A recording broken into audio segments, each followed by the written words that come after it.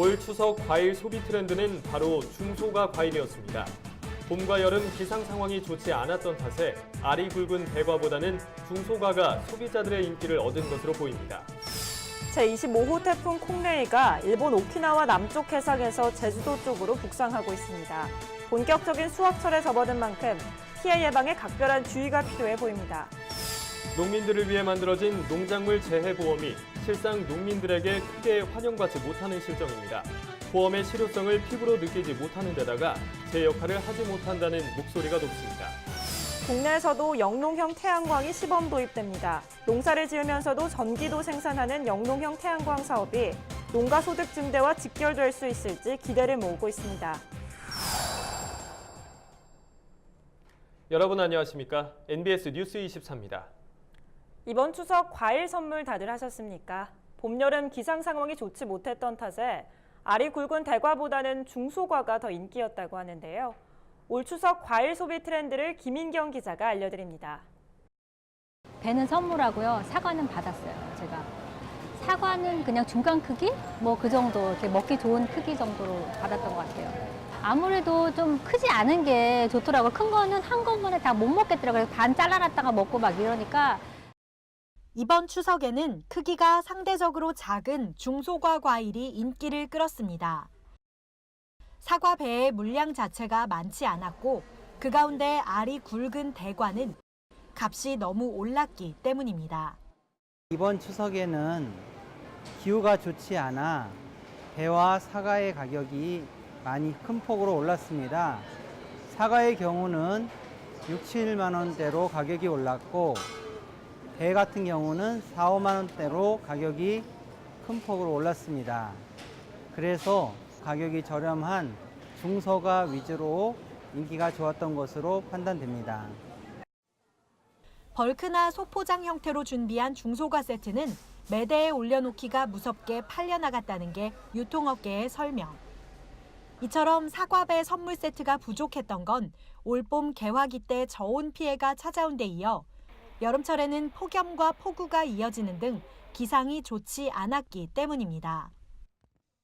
봄 냉해라든지 기후 여건 그리고 가뭄이라든지 이런 부분 때문에 한 30~40%가 올해는 좀 줄었습니다. 올해는 이제 배가 아무래도 좀 작황이라든지 이런 부분이 나쁘다 보니까 특품도 딸렸고 상품까지도 딸려서 유통업체가 이제 농협이든 이마트든 대형 유통업체에서 물건을 다 공급하지 못할 정도 애를 먹었고요. 제철 과일인 복숭아와 포도로 눈을 돌린 소비자도 많았습니다.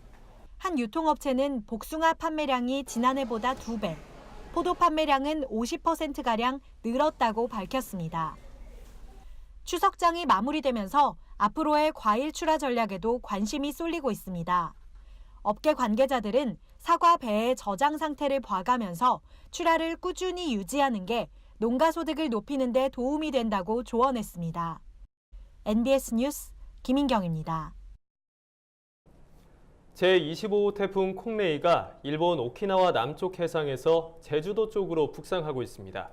본격적인 수확철에 접어든 만큼 농작물과 시설물 피해 예방에 각별히 주의해야 할 것으로 보입니다.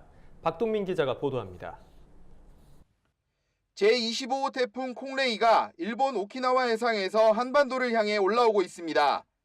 시속 140km의 강풍을 동반한 강한 태풍입니다. 콩레이는 토요일 오전에 제주를 지난 다음 오후에는 부산 부근을 통과할 것으로 보입니다. 기상청은 특히 태풍이 남해상을 지나는 6일에서 7일에는 제주와 남부지방을 중심으로 매우 강한 바람이 불 것으로 보인다면서 시설물 관리에 유의해달라고 당부했습니다. 25 태풍 콩레이는 제주 지역에 가장 근접해서 통과할 것으로 예상되기 때문에 제주 지역 농가들은 각별히 주의가 필요하겠습니다. 노지감귤은 착과량이 많거나 고접갱신한 나무인 경우 지주대로 단단히 묶어주고 피복한 타입의 감귤원인 경우에는 타입액이 바람에 날리지 않도록 단단히 고정해 주시는 것이 좋겠습니다. 시설하우스는 손상된 비닐을 보수하고 환기창 등 개폐 부위를 점검해 하우스가 파손되는 것을 막고 주변 배수로를 정비해 습해가 없도록 해야 합니다.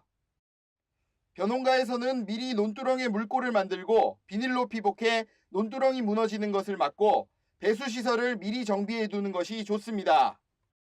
밭작물 역시 배수로를 깊게 파고 개별 지주와 줄지주를 보강해 쓰러짐을 대비해야 합니다. 수확기가 된 과채류는 비가 많이 오기 전에 미리 수확하는 것이 좋습니다. 기상청은 태풍 콩레이의 경로가 지난 2016년 이맘때 부산에 상륙했던 태풍 차바 때와 비슷하다면서 피해가 없도록 철저히 대비해달라고 강조했습니다. MBS 뉴스 박동민입니다. 예측할 수 없는 기상이변으로 피해를 입은 농가들을 위해 도입한 대책이 바로 농작물 재해보험인데요. 그런데 이 농작물 재해보험이 실상 농민들에게 크게 환영받지 못하고 있습니다. 혜택을 제대로 받을 수 없어 보험의 실효성을 피부로 못 느끼는 데다 농작물 재해보험 특약이 오히려 보험 가입을 막는 독소로 작용한다는 지적입니다. 오주석 기자가 보도합니다. 2001년 첫 도입된 농작물 재해보험. 태풍 또는 우박 등 자연재해로 인해 농작물에 피해가 발생했을 경우 일정한 보험금을 지급해주는 제도로 시행 초기에는 사과와 배 등 일부 과수 농가만 보험에 가입할 수 있었지만 점차 대상 품목이 늘어나 현재는 57개 품목으로 확대됐습니다. 특히 보험료의 50%는 정부가, 30%는 지방자치단체가 지원하기 때문에 실제로 농민이 부담하는 금액은 20% 정도입니다. 그런데 이 농작물 재해보험이 도입 18년째를 맞았지만 전체 가입률은 아직 50%를 밑돌 만큼 저조한 상황. 농민들을 보호해야 할 제도가 제 역할을 하지 못한다는 목소리가 높습니다. 실제로 전북 장수군의 한 사과 농가에서는 태풍으로 홍로의 낙과 피해가 컸지만 피해율을 산정하는 과정에서 부사가 같이 집계되면서 보험금이 적게 나오는 일이 발생했습니다. 또 최근 2년간 폭염과 저온 피해로 인삼 농가들이 큰 손실을 입었지만 보험 항목에 폭염과 저온은 포함되지 않아서 보상을 받지 못하는 등 보험의 실효성이 떨어진다는 게 농민들의 입장인데요. 전문가들 역시 재보험에 가입해도 별 도움이 되지 않는다는 농가의 부정적인 인식이 가입률을 낮추는 주요 원인이라고 말합니다. 자연재해를 받지 않을 거라고 생각하는 측면도 많이 있고요. 농가가 실제 보유한 위험보다는 본인이 처한 위험을 약간은 과소평가하는 면이 있어서 좀 가입률이 낮은 측면이 있습니다. 사실 상품이 복잡하다 보니까 완전히 이해를 못한 측면도 존재를 합니다. 농작물 재해보험이 지금이라도 농민들의 호응을 얻기 위해서는 현장의 목소리를 적극 반영하고 전면적인 개편이 필요해 보입니다. MBS 뉴스 오주석입니다. 국내에서도 영농형 태양광이 시범 도입됩니다. 농사를 지으면서 전기도 생산하는 영농형 태양광은 미국과 일본 등 해외에서도 각광받는 사업인데요. 농가 소득 증대는 물론 귀농 인구 유입과 재생에너지 보급 확대 등 일석삼조의 기대를 모으고 있습니다. 최서영 기자입니다. 국내에서 영농형 태양광 시범 사업이 첫 도입됩니다. 영농형 태양광은 창고나 축사, 유휴지 등에서 태양광 발전을 하던 기존의 사업과 달리 농작물을 경작하면서 태양광 발전을 병행할 수 있습니다. 또 농사를 지으면서 100kW의 태양광 전기를 생산하는데 2,314제곱미터의 농지가 필요한데 이는 일반 태양광보다 1.75배 면적이 더 소요되는 것으로 농작물 생육에 적합한 일조량을 유지하고 농기계 등이 원활히 움직일 수 있도록 공간을 확보하기 위해서입니다. 일본에서 처음 시도가 돼서 최근에 국내에서도 실증 연구들이 이루어지고 있고요. 올해 처음으로 시범 사업을 시작하게 되었습니다. 국토의 효율적인 이용을 통해서 신재생 에너지 보급을 확대하고 또 농가의 추가 소득을 증대하는 기대를 할 수가 있겠습니다. 이번 시범 사업의 사업자로 선정된 경우 1.75% 변동금리로 5년 거치 10년 분할 상환 조건으로 정책자금은 융자 지원받게 됩니다. 특히 200kW 미만까지는 설치비의 90%, 500kW 미만은 50%의 정책자금을 융자 지원해 농민들의 설치비 부담이 줄어듭니다. 또한 농민은 생산한 전기를 20년간 안정적으로 판매할 수 있는 혜택도 제공받게 되는데요. 농작물만 재배할 때보다 소득을 최대 5배 이상 높일 수 있을 것이라는 기대도 모으고 있습니다. 반면 본격적인 사업에 앞서 해결해야 할 과제도 있습니다. 농지에 태양광 시설물을 설치할 수 없는 현행 농지법에 따라 이번 시범 사업은 한시적으로 농지를 잡종지로 변경해 추진할 수밖에 없다는 점입니다. 또한 영농형 태양광 사업에 참여하려는 농민은 지자체의 까다로운 규제로 발전 사업과 개발 행위 등 인허가를 받는 데 어려움에 처할 수 있는데요. 이에 대해 농식품부 측은 영농형 태양광이 농가 소득 증대로 직결되도록 안전판을 마련한 뒤 2019년부터 농업진흥구역 이외의 농지에 한해 영농형 태양광 설치가 법적으로 가능하도록 협조하겠다고 말했습니다. MBS 뉴스 최서영입니다. 도시와 농촌의 비만율이 양극화를 보이고 있습니다. 국민건강보험공단이 전국의 비만율 통계를 냈는데 비만율 상위 5개 지역이 모두 농촌이었습니다. 김아영 기자가 보도합니다. 뚱뚱한 농촌과 날씬한 도시, 도시와 농촌의 비만율이 양극화를 보이고 있습니다. 국민건강보험공단이 최근 2017 비만백서를 발표했는데 전국 지자체의 비만율을 따져보니 비만율 상위 5개 지역은 모두 농촌이 차지했습니다. 체질량 지수인 BMI가 25 이상인 사람이 전체 인구에서 차지하는 비율을 계산한 건데 비만율이 가장 높은 곳은 강원 철원군이었습니다. 강원 인제군과 인천 옹진군, 강원 양구군과 화천군이 뒤를 이었습니다. 특히 섬에 사는 주민들의 비만도가 두드러졌습니다. 전남에서는 신안, 완도, 진도군 등 섬 지역이 비만율 상위권을 차지했고 경북에서는 울릉군의 비만율이 가장 높았습니다. 비만율이 가장 낮은 지역은 서울 강남구로 철원보다 16.4%포인트나 낮아 도농 격차를 실감케 했습니다. 서울 서초구와 경기 성남시 분당구, 경기 과천시, 서울 송파구도 낮은 비만율을 자랑했습니다. 전문가들은 농촌 주민의 식습관이 가장 큰 원인이라고 지적합니다. 바쁜 농사일 탓에 급하게 식사를 하고 새벽에 일을 나가기 위해 저녁밥을 먹고 바로 잠드는 습관이 안 좋은 영향을 미쳤다는 겁니다. 또 술을 자주 마시고 염분이 높은 음식을 많이 섭취하는 것도 문제입니다. 작년 국민건강보험공단 발표에 따르면 농어촌이나 도서지역 같은 군 단위에서의 비만율이 상대적으로 높은 것으로 나타났습니다. 그 이유를 봤을 때 농번기에는 굉장히 바쁘셔서 운동할 시간이나 식사 관리를 할 시간이 부족하고 농번기가 아닌 기간에서는 특별한 일상생활 속에서 건강생활을 실천할 수 있는 여건이 되지 않는 것으로 그 원인을 생각할 수 있습니다. 따라서 농어촌 지역에서의 비만율이 예방이 되고 건강관리를 위해서는 평상시에 건강한 식생활을 할 수 있도록 신선식품, 과일이라든지 채소 같은 신선식품의 공급도 적절히 이루어지고 피트니스 센터 같은 체육시설도 적절히 마련돼야 하겠습니다. 농촌에 생활체육 인프라가 없는 점도 비만율이 높은 원인으로 꼽힙니다. 도시에는 피트니스 센터가 많고 각종 운동 동호회도 활성화되어 있지만 농촌은 그렇지 못하기 때문입니다. 농어촌 지역은 사람들이 건강한 환경일 것 같고 신체 활동을 많이 할 것으로 생각하지만 실제적으로 운동과 노동은 다른 부분입니다. 따라서 평상시에서 운동을 할 수 있도록 농번기든 농번기가 아니든 운동할 수 있도록 체육시설 같은 것들이 갖추어지고 건강한 식품들이 공급될 수 있도록 정부와 지자체가 함께 힘써야 될 부분이라고 생각합니다. 비만은 개인의 잘못이 아닌 환경의 잘못이 크다고 말씀드릴 수 있습니다. 전문가들은 농촌의 대중교통이 제대로 갖춰져 있지 않아 주민들의 운동량이 부족할 수밖에 없다면서 인프라 구축이 절실하다고 지적했습니다. MBS 뉴스 김아영입니다. 정부가 2022년 전북 남원에 4년제 국립공공보건의료대학원을 설립하기로 했습니다. 학생들은 학비 전액을 국가에서 지원받는 대신 의사 면허를 취득하면 의료 취약지에서 일정 기간 의무적으로 근무해야 합니다. 지역 간 의료 격차를 해소하기 위해 보건복지부가 발표한 공공보건의료 발전 종합대책. 공공보건의료 강화를 통해 국민 생명과 안전에 직결되는 필수 의료 분야 서비스를 어느 지역에서나 이용하도록 한다는 취지입니다.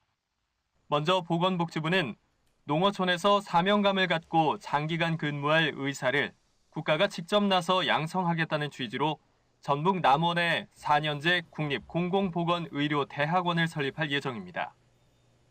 정부가 학비 전액을 지원하고 기숙사도 제공하는 대신 학생들은 의사 면허를 취득한 뒤 도서 지역이나 농어촌 의료 취약지의 지방의료원 등 지정된 공공보건의료 분야에서 일정 기간 동안 근무해야 합니다. 정부는 의무 근무를 마치지 않은 졸업생은 지원금을 환수하고 의사 면허를 취소하는 등 강력한 제재도 취하겠다고 밝혔습니다. 뿐만 아니라 수도권이나 대도시가 아닌 지역에서 양질의 의료 서비스를 이용하도록 책임 의료기관을 지정하기로 했습니다. 대진료권인 광역시와 도에서는 국립대병원을 권역 책임 의료기관으로 지정해 권역 내 공공보건의료 전달 체계를 총괄하고 의료 인력 파견과 교육 등의 역할을 수행하게 합니다. 또 중진료권은 전국 70여 개 지역으로 나뉩니다. 인구수와 거리, 의료 이용률 등을 종합적으로 고려해서 전국을 70여 개 진료권으로 구분하고 일정 규모 이상의 종합병원급 공공병원 또는 민간병원을 지역 책임 의료기관으로 지정합니다. 공공병원이 있지만 인프라나 역량이 취약한 지역에서는 공공병원의 기능을 보강하고 공공병원이나 민간병원 모두 없는 지역에서는 공공병원을 신축합니다. 또한 생명과 직결된 중증질환 분야에서도 최적의 이송체계를 마련한다는 계획도 밝혔습니다. 시와 도, 소방청, 권역센터가 협업해서 3대 중증 응급 환자가 발병 후 응급의료센터에 도착하기까지 걸리는 시간을 평균 240분에서 180분 이내로 단축하겠다는 건데 이를 위해 지역별 이송 지침과 환자 이송 지도를 마련할 예정입니다. 이번 대책으로 그동안 취약했던 공공보건의료를 강화하는 출발점이 될 수 있을지 관심이 모아지고 있습니다. 올해 쌀 생산량이 최대 387만 톤이 될 것이라는 전망이 나왔습니다. 올해 쌀 단수가 지난해보다 줄어든 데에는 여름철 집중호우와 태풍 등의 영향을 받은 것으로 파악되는데요. 이에 따라 향후 쌀값에도 관심이 집중되고 있습니다. 김인경 기자가 보도합니다. 한국농촌경제연구원에 따르면 올해 쌀 생산량은 382만 톤에서 최대 387만 톤이 될 것으로 보입니다. 이는 지난해 쌀 생산량인 397만 톤보다 약 3.6% 감소한 물량입니다. 여름철 집중호우와 태풍 등으로 작황이 부진했기 때문입니다. 농경연은 올해 쌀 공급 과잉이 크지 않을 것으로 내다봤습니다. 올해 초과 공급 물량은 약 8만 톤으로 평년 23만 톤에 비해 줄어들 전망입니다. 이런 가운데 2018년산 신곡 첫 가격인 10월 5일자가 역대 최고치인 2013년에 18만 3,560원을 경신할 수 있을지에 관심이 집중되고 있습니다. 정부가 9월 5일부터 비공식적으로 조사하는 2018년산 신곡 가격이 이미 20만 원을 넘긴 것으로는 알려졌지만 이는 조생종 위주의 가격이고 중만생종 가격이 본격적으로 반영되는 10월 5일 이후의 쌀값은 떨어지는 게 일반적이기 때문에 20만 원 이상을 유지하기는 어려울 것으로 보입니다. 또한 올해 예상 초과 공급 물량 8만 톤을 정부가 어떻게 처리하는지도 향후 쌀값에 영향을 미칠 전망입니다. 2017년산의 경우 수요량을 초과하는 물량을 시장 격리하면서 수확기 이후에도 쌀값이 상승세를 지속할 수 있었다는 분석입니다. NBS 뉴스 김인경입니다. 간추린 뉴스입니다. 농민과 시민단체가 대통령 직속 농어촌 농어업특별위원회 조속한 설치를 촉구하고 나섰습니다. 이들 국민농성단은 농특위 법안의 조속한 통과와 스마트팜 혁신밸리 사업 예산 전면 삭감, 또 농민 기본소득을 보장하는 직불제 중심의 농업 예산 개혁 등을 요구했습니다. 가축과 사람에게 전염병을 전파할 우려가 있는 야생동물을 감시하고 관리하는 별도의 정부 조직이 내년에 신설됩니다. 야생질본이 본격 출범하면 야생동물에서 야기되는 가축 전염병의 발병 징후와 원인을 보다 명확하고 빠르게 규명할 것으로 기대를 모으고 있습니다. 전남 완도쌀이 말레이시아 수출길에 올랐습니다. 이번에 수출하는 완도쌀은 총 12만 톤, 2,800만 원어치로 할랄 인증을 획득한 국내 미국 종합처리장에서 가공한 것이 특징입니다. 10월 1일부터 신용카드를 쓸 때 쌓이는 포인트를 현금처럼 사용할 수 있게 됐습니다. 카드 1포인트는 1원으로 환산되며 현금화는 1원 단위로 가능합니다. 이 카드 포인트는 카드 대금을 내거나 현금 자동화 입출금기에서 뽑아 쓸 수 있습니다. 저희가 준비한 소식은 여기까지입니다. NBS 뉴스 24 마칩니다. 함께해 주신 여러분 고맙습니다.